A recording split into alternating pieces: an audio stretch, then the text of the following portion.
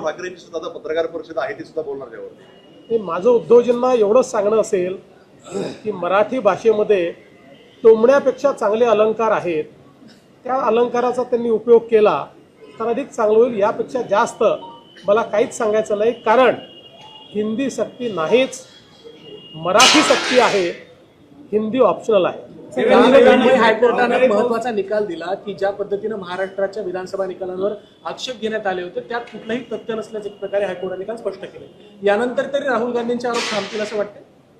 मला असं वाटतं राहुल गांधींचा या देशाच्या संविधानावर विश्वास असेल, देशाच्या लोकशाहीवर विश्वास असेल आणि देशाच्या न्यायालय पद्धतीवर विश्वास असेल तर आता तरी ते महाराष्ट्राच्या निवडणुकीच्या विषयात बोलणार नाहीत.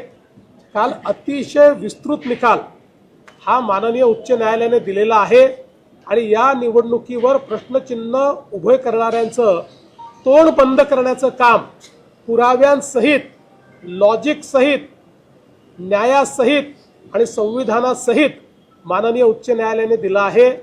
यानंतरही काही लोक झोपेचं सोंग घेऊन जर झोपल्यासारखं करतील तर ये पब्लिक है, ये सब जानती है.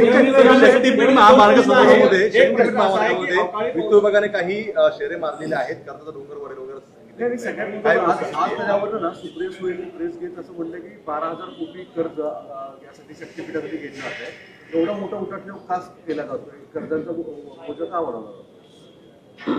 पहिली गोष्ट तर वित्त विभागाने कुठलाही असा आक्षेप घेतलेला नाही की जो वित्त विभाग कधी घेत नाही. वित्त विभागाचं कामच हे असतं की या सगळ्या गोष्टी पॉईंट आऊट करणं, त्या त्यांनी पॉईंट आऊट केलेल्या आहेत. त्यामुळे वित्त विभागाचा आक्षेप वगैरे असा याला म्हणता येत नाही. दुसरं, मला हे सगळ्यांच्याच निदर्शनास आणून द्यायचं आहे की एक महामार्ग जेव्हा बनतो त्यावेळी तो अर्थव्यवस्थेची दालनं उघडतो.